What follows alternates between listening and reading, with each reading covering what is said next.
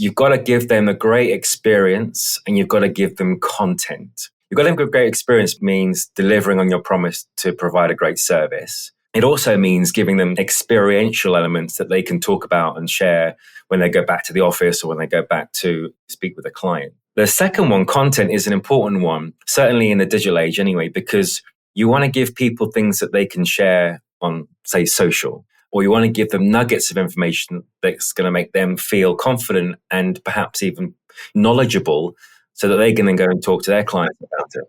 That's the crux of nurturing a partnership for sure.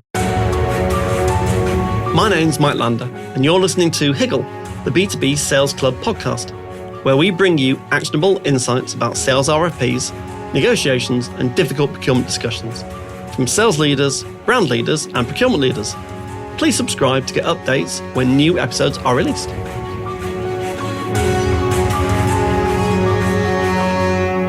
Iain, thanks ever so much for joining me on Higgle, the B2B Sales Club podcast. It's a pleasure to be here. Good morning. So we had a bit of a pre-record, so we had some discussion, we got some topics as usual. So let's get straight into, first of all, basically, who are you, what do you do, and something unusual about yourself. Come on, what do I do? My name is Iain. I am the CEO and founder of a digital marketing agency called Base Creative. In fact, I'd say 2 weeks ago, I think, maybe 3, we had our 19th birthday. Wow. We're in our 20th year, and hopefully I don't look it. And we've been in London ever since. In fact, you can probably see the cityscape behind me. I can. Looks fantastic. Yeah. Interesting thing about me, I'm going to cheat. I'm going to give you 2 things. One is I am a fitness instructor. So wow. Apart from... Never knew that. Yeah. We may come back to that actually later on in our chat. Yes, about 10 years ago, I qualified as being a group exercise instructor. Just something I was really keen to do on the side, put me in front of a lot of people, get me outside my comfort zone. And I still do it today. In fact, 2 days ago was when I last taught a class. Very good. And the other thing is I'm a huge wine enthusiast. So much so I even have a qualification in it. So, oh, do you? I do. If I wasn't doing this, I would definitely be doing something in wine. And perhaps one day when I do eventually exit, I'll be pruning vines somewhere in England, actually. There's a big growing wine industry right here. That sounds brilliant. So one of my other guests at the beginning, I think, of the series, John Cornwell, he's a very keen wine fan. He's also done a qualification. So you ought to talk to John. John's ex-Ogilvy. Oh, great. Fantastic. He was their ex-chief commercial officer. It's amazing how much wine can just bring people together, huh? It is. So my thing's kind of vinyl. I like wine, but I collect vinyl. I have conversations with people about vinyl and genres and different types of artists and why I like vinyl. Yeah, you find something in common. Vinyl's coming back, isn't it? It is more popular almost as it once was. Correct. Yeah, the volumes went through a massive dip and then there's been a resurgence over the last 10 years. Even our son, who's 12, Leo now has a start of a vinyl collection. I think because his dad collects vinyl, he's decided he's going to. So so that's great fun. Anyway, our listeners aren't here to listen to us rambling about wine or vinyl. They want to hear about agency world and growth and business development. So, kind of headline topic is how to win business or how to win more business by forming partnerships and remaining front of mind. So in the pre-record, we talked about partnership-based revenue growth. Do you want to expand on what that really means and roughly what percentage of your growth is via partnerships now?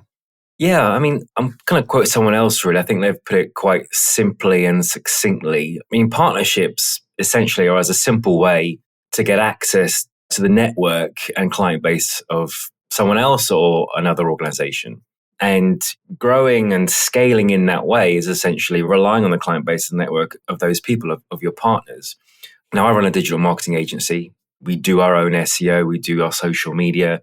We do that for our clients, specifically search social content and a big analytics. But within B2B, certainly as we rely on maybe we take on 10, maybe 12 new clients a year. So not huge. Yep. Cold leads aren't really the source of new work for us. I mean, maybe it'd be a surprise to some of the listeners here. 90 to 95% of our new business comes from partnerships. It's a huge number. And we've split it down into 3. There's 3 different types if we were to categorize them.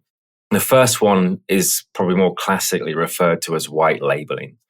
So we might be brought in under the umbrella of a much bigger agency. This is 2025. If people want to go out their way and find out who we are, they probably will. But in a way, the classic agency model is anyway, bringing an expertise as and when you need. So white labeling is one form of partnership we're involved in. The second I would probably refer to as joint ventures or collaborations. So when the end client is aware that we are a separate agency, but we're brought in to deliver something quite specific, the billing and the relationship will still lie with the partner that we work with. Sometimes we go direct and work in collaboration, but that's less so. And the third way is referrals. So straight referrals and that can be other agencies. It can also be organizations with which we share a kind of client base or a target audience, and they're happy to simply refer us through whatever arrangement. And often there isn't a commercial arrangement. It's simply because I like to think, we're doing a great job and they're happy to continue to refer us. So those are the three types. And yes, we rely on them hugely. So that middle bucket, the category whereby it's not a white label, it's not a referral, but it's a kind of partnership that you're going into a client with. And it may be that they take the lead overall. Sometimes you have a contract direct, but normally they would take the lead. What kinds of organizations are they? Are they other agencies or are they tech platforms? What kind of organizations are they? Don't need to know the names, but just what kind of organizations? Almost certainly there are other agencies. Right. So for us, we do a lot of work. I've mentioned we're pure B2B. We don't do e-commerce. But within B2B are things like corporate communications. Yeah. So we might work with a big corporate comms agency. We might work with financial PR companies. They've got a specific agenda and remit to fill. And for us, then it's just doing that maybe SEO piece or amplifying content through social, advising on the type of content people are actively searching for in Google, and then measuring the impact of that content, that engagement, and that amplification. So yes, to answer your question, we would be brought in, to deliver that in partnership with another agency. And typically it's another agency. That's really interesting. And what I'm interpreting from that is, for people that are listening, the agencies that you collaborate with clearly are broadly non-competing. There's no overlap in your services so that you're not eating each other's lunch. Absolutely. There may be some tiny overlap, but really we would definitely pitch ourselves as being experts in these, they're not niche, but these particular channels, search and social. Yeah. So yes, the agencies we partnership certainly wouldn't be doing that in-house. And it's probably a fairly obvious answer, but I'll ask the question. Why wouldn't that agency say, oh, well, we'll develop that capability ourselves and therefore we'll keep all the margin? Why do they choose to partner? Yeah, sometimes there isn't enough of that work to bring an entire team in-house. For bigger agencies, let's take, for example, a financial PR company, where there's an SEO requirement, or maybe there's a paid social media requirement. They will get that request, but it won't be often enough that they'll be able to support someone or a team in-house for, as a fixed cost. So I think the advantage of using, say, a small agency like us is that, we work with our own clients directly, we work with other agencies, we can be brought in as and when. And you've got your own scale. And I think is that normally it's a scale issue, is that they haven't got enough work to make it economically viable to build that capability in-house. Absolutely. And it's a very different skill set as well. Exactly. Dealing with people and understanding why they do that particular job, what industry events in particular around SEO or social media should they attending, where to look for these people. Setting up a new team is like setting up a new business. So why do that when you can bring the skills inside? Or as many other agencies have had the opportunity, there's acqui-hire. So if there is such a need inside of much bigger agencies, I'm seeing it quite a lot now. They're acqui-hiring smaller businesses and just bringing them in, their clients, their team, the structure, the process. Exactly. And doing it that way. But yeah. Just explain acqui-hire for people listening, in case someone's swerving on the road thinking, what on earth's acqui-hire? It's a funny word. It's a combination of two. It's acquire and hiring. So acquiring another company really just to bring on the skill set. So instead of individually hiring or recruiting for those roles and the team members separately, just acquiring the entire team as one by acquiring the business wholly. That's acqui-hire. And as it's Valentine's Day that we're recording, the 14th of February 25, I guess you're going to working with a partner is you're going to kind of like date and get engaged first. And then if they acquire you, obviously then it's a marriage. It's a way of finding out, are you a good fit by being a partner first of all? And that might lead to an acquisition later. Yes, that would be the usual route if you're, certainly in the market to be acquired. Yeah, exactly. Yeah, JVs and partnerships are the first step, as you say. That's the dating. Yeah. So I think anyone that's listening, again, if you're thinking about an exit at some point in the future, partnering with another agency that's bigger than you, that you fill a niche capability, deliver excellent results, show that you can work in partnership, build the cultural alignment, that could lead to an acquisition in the future, especially if they're VC or PE backed. Yep, for Very sure. good. So the next topic we're going to talk about, the next kind of subtopic, why do these partnership-based growth models work sustainably over the long term? Partnerships really only do work in the long term in any case, but it takes a long time to foster a relationship. It takes a long time to build trust. But once you start doing a good job for the partner and for their clients and for your shared clients, and even for those that are being referred, if Bob, for example, says to one of our partners, thanks for referring Iain or Iain's agency, that's going to make them feel great and they're going to want to continue to do it. It's almost like, on one end, it's if it ain't broke, don't fix it kind of thing. Because why would you want to go and attempt to start and find a new partner or someone else that's going to help your clients and build that rapport, the relationship and trust over time? So assuming that you're doing a great job, then partners aren't going to stray and that partnership is going to be maintained. So it works when you do a great job.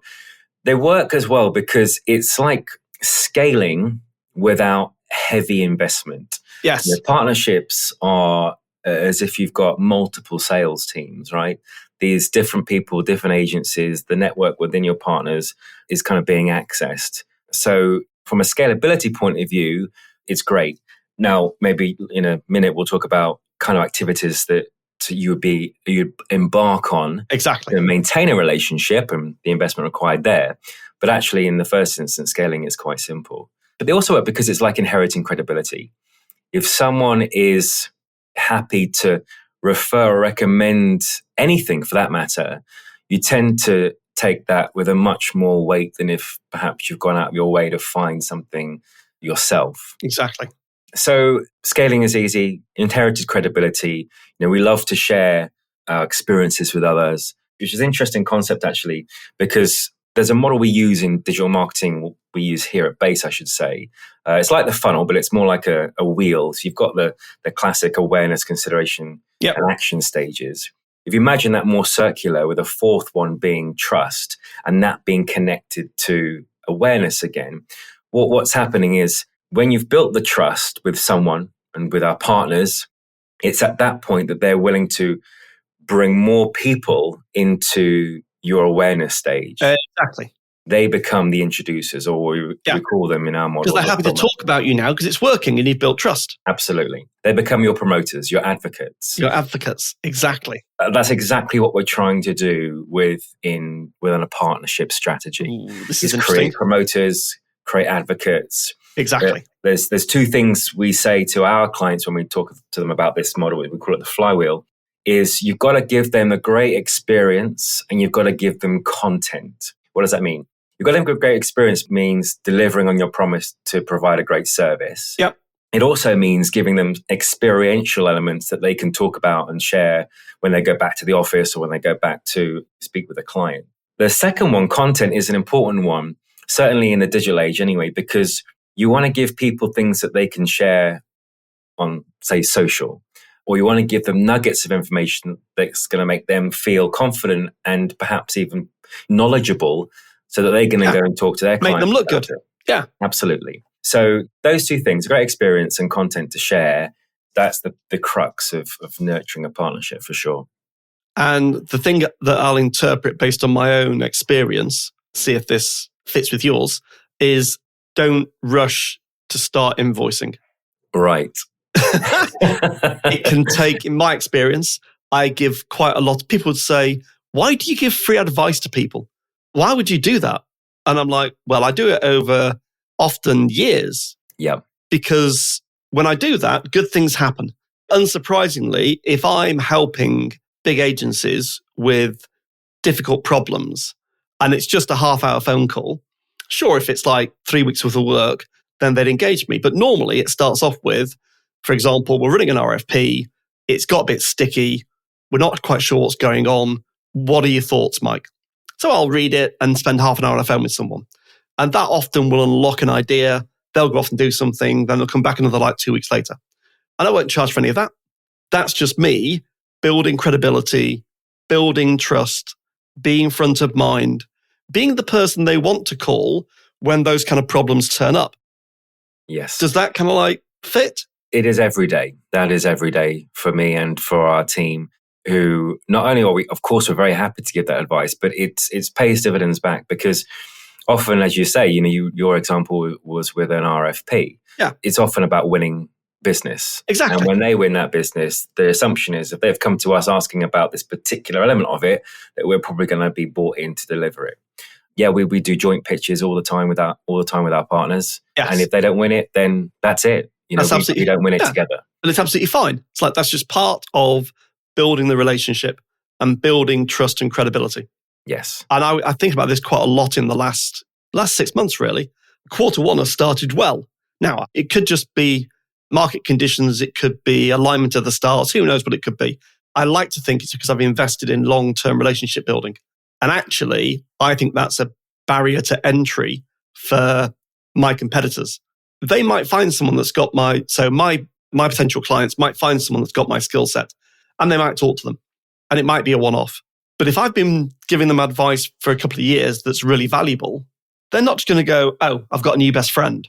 It's possible, but it's unlikely. It's not how human beings work.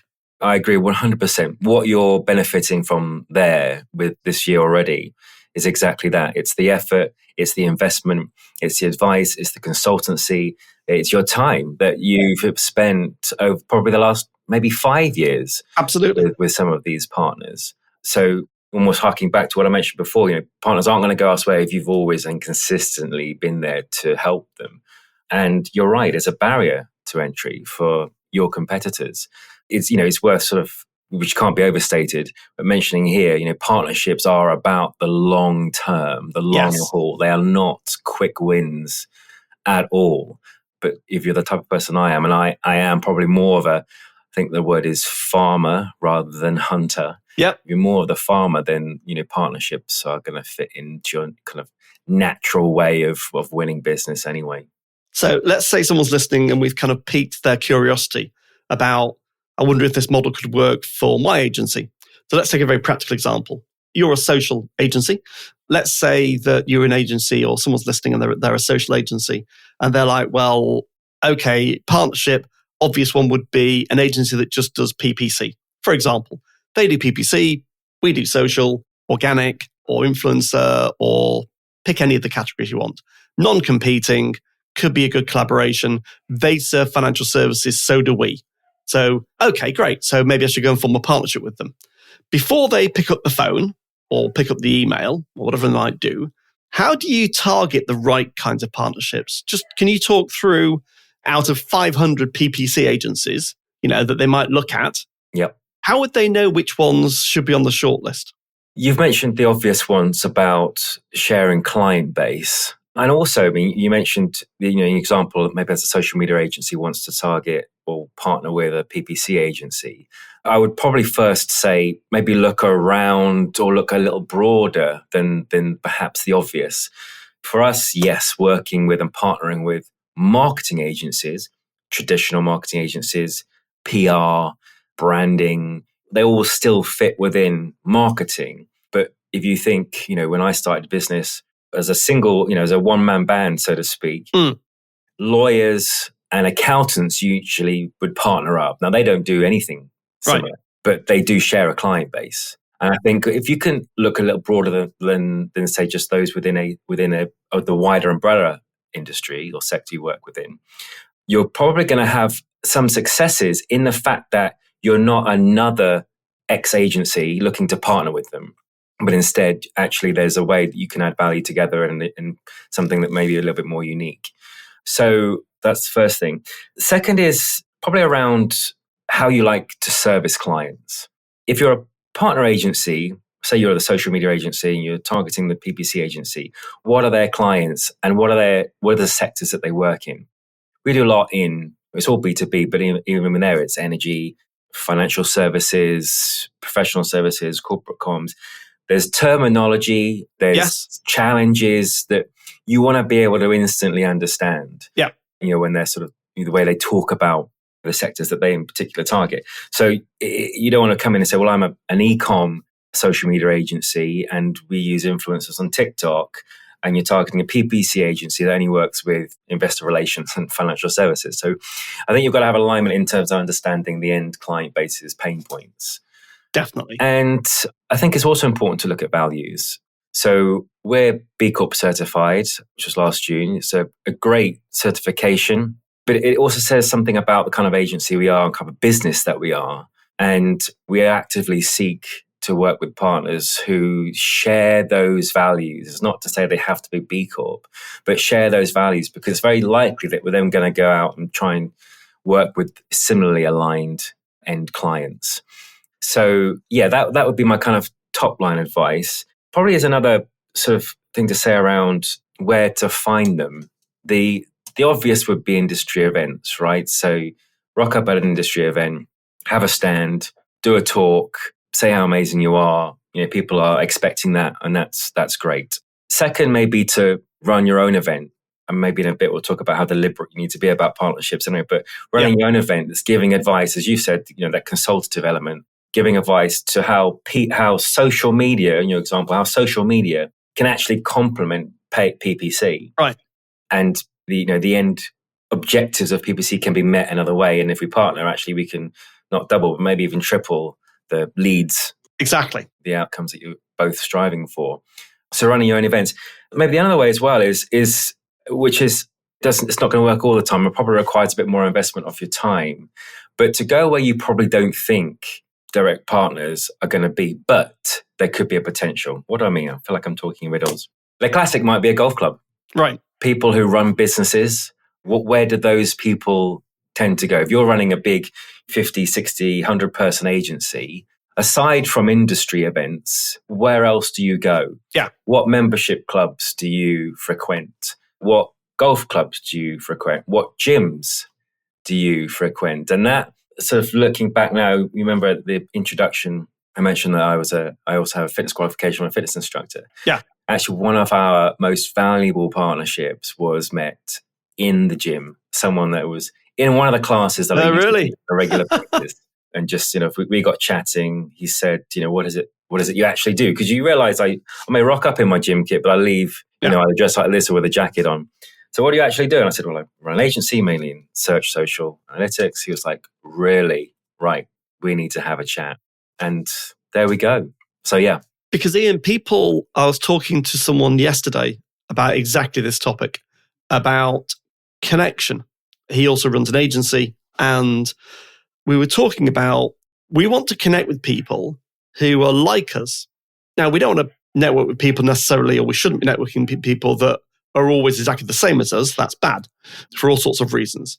But people that share the same values. And one of your values is fitness and health. Well, that person's objective must be fitness and health because they've gone to a gym class. So you've now got a common language. We talked before, wine. Mine's vinyl. I've got a friend who I've made over the last, must be 5 years now, who's an agency leader, big agency leader. And we found out we both had a passion for vinyl and that we were audio geeks. So we spent years just talking about audio and vinyl. And then you kind of get round to the business side. Yes. And then you realize there might be something more here. And then he invites me to one of his global conferences. And then I meet 150 agencies. I didn't plan that. That was a genuine human connection with someone that I like and is now a friend, where we share something in common. And I think for me, on the other side, you sort of remind me about the wine. And again, another great piece of advice is exactly what you're saying. Connect with people on things that genuinely interest you. I don't have an interest in golf, I'll be honest. Right. I'm a terrible player. And I'm not going to join a golf club just so that I can meet people who might run businesses that could be our clients, because I won't have an interest in it. But I do have a genuine passion in wine. And off the back of that, the advice I was given is, well, find something there that you can connect what you do in your professional career with wine. So we created an event. I created an event called Cellars and Marketing. Cellars spelled wine cellars. Brilliant. Our first one was in November. And all it is really is a round table setup. Fantastic. In a wine cellar in Bank here in central London. 12 of us, a mixture of some of my agency friends, but also those who work, say, brand side or client side. Just talking about maybe some of the challenges within marketing and sharing ideas, but also there's, it's a 3-course meal, expertly paired wines. We gamify the wine tasting element. I always do a bit of a wine tasting bit at the beginning, so we're all leveled in terms of how we taste wine. But it connects us. And I'm talking more, we actually had our second event last night, and I was wondering when I was going to be on this podcast, I hope I don't drink too much wine the night before. But when I talk to people about it, instantly, open up. I just ask the question, do you like wine? Because I run this event and it's based around wine, and they'll, if I'm on a call like we are now, they'll sit back, they'll open up. All of a sudden, there's a huge smile on their face. It's connecting with them on a very emotional and personal level. And that is essentially what is needed to build trust. And so you ought to talk to Kate Ross and John Cornwell, definitely. Both of them are big wine fans. Yes, make an introduction, please. I will make an introduction, definitely. But it's a really important, and also we come to life as people when we talk about passions. Absolutely. And you've been very generous with your enthusiasm anyway, Iain. I can tell that's who you are. But just then, you light up because it's something that's a real non-work passion that happens to also be the passion of other agency and brand leaders. Yes, absolutely. And so you're connecting on a non-work related, or it doesn't feel it's work related, and then everyone is vulnerable and they trust each other, and it's fantastic, and everyone feels very comfortable. And I think that's the place you want to be with all of your partners, right? Yep. So, guy I spoke to yesterday, he is a thrash metal, heavy metal fan. And he's got a bunch of friends now across business from agencies who are also thrash heavy metal fans who are going to the final Black Sabbath concert together. It's fantastic. I think people say about the internet, there's a group and community for anything and everyone. There is. You look for it. Exactly. So I'm conscious of your time as well. So what I'd like to do now is just a couple of things. One about how do you stay front of mind and how do you do this effectively? What roles does writing a book play in this potentially? And then just give me like kind of 2 or 3 key takeaways. Yeah, staying front of mind. I mean, that's probably number one for me. Being front of mind is so important. I mean, I call it repetition bias in a way, but that's about making sure that there are multiple touch points and opportunities that you're engaging with people and your partners. Staying front of mind for me and for Base Creative, do a lot of activity on social, in particular LinkedIn. We've just started a podcast, so that we did our recording in a studio just around the corner here for the pilot on Monday. Very good. And that's something I'm really looking forward to. We run the Sellers and Marketing event, which I mentioned. For our partners, we do client gifting around Christmas. We do a lot of email marketing. That's what I refer to as nurturing, so not outreach or cold. It's all newsletter based. One-to-ones, picking up the phone, saying, how is everything going? Exactly. How did this end up? And being genuinely interested is important. But picking up the phone and saying hi or popping around, whatever. On the school run, is. When you've got 20 minutes in the car, like I phoned a guy called Rich McCarty last Friday. Why? Because Rich is a mate. He's in the agency world. And I had 20 minutes spare. So I thought I'll just give him a quick ring. Absolutely. And anything like that. And you mentioned the book as well, which I've got a copy here, look, already. Hey, very good. Socialize. So this is about storification of content and how you make your social media posts shareable. But from why did we create the book, apart from putting out knowledge and insight into a book form? It's, again, another touch point. So we're able to send the book to our partners. We maybe sent more than one copy so that they could then pass it on to their colleagues. It also gives an element of credibility and it's validating. If one of our partners recommends us to their clients and they go, well, why did you recommend Iain and Base Creative for our social media campaign? They go, well, they wrote a book on it. Yes. And they go, well, that sounds good enough to me. It's like the phrase, no one was fired for hiring IBM. Yes. It's because of course you would make that decision. And so the book is about validating their want to recommend us. It's another great soft touch point. Brilliant. So Iain, it's been fantastic. Why don't you just pull it together with a couple of things as takeaways? If someone's in the car driving back from school, as I did this morning, or they're getting the tube or the bus, and they're thinking about partnerships as a growth strategy, what are your 2 or 3 big kind of takeaways? Sure. Very quickly, it's buckle in, be ready for the long haul. It isn't an overnight success. It's not a quick win. It takes time. It takes investment. But, what we're talking about here is growing multiple sales teams. So the reward at the end of it is fantastic. So number 1, be in it for the long haul. Number 2, be really deliberate about it. The odd lunch and the odd phone call, the tactical activity isn't going to be enough. So I made that decision, probably just over 3 years ago, and said partnerships are how we're winning work, and that's how we're going to continue to win work, and that's also how that's my comfort zone of winning work. Yes. So I'm very comfortable doing that and nurturing, and as I say, farming those relationships. So, but you've got to be deliberate about it. Plan it out, write it down, just like you would an itinerary for a holiday. And ask yourself, are these actions you're doing today about nurturing and creating the partnerships that are going to reward you tomorrow? And the third one I would say is, remember, it is a partnership and it's got to work both ways. Yeah. In any of the case, if you feel like being taken advantage of and this isn't really working for you, it's absolutely fine to go, okay, I need to move on, because as I say, partnerships should work both ways too. Iain, it's been fantastic. Thanks ever so much for joining me. Where can people find out more about you? Yep, you can LinkedIn me. You'll find me, just put my name in, Iain Scott, though it's spelled a little bit differently, IAIN. But if you head to the website, basecreative.co.uk, you'll see my picture on there. Iain, thanks ever so much for joining me. My pleasure. Thank you, mate. Thanks for listening to Higgle, the B2B Sales Club podcast series with your host, Mike Lander. Please subscribe so that you'll catch all the next episodes.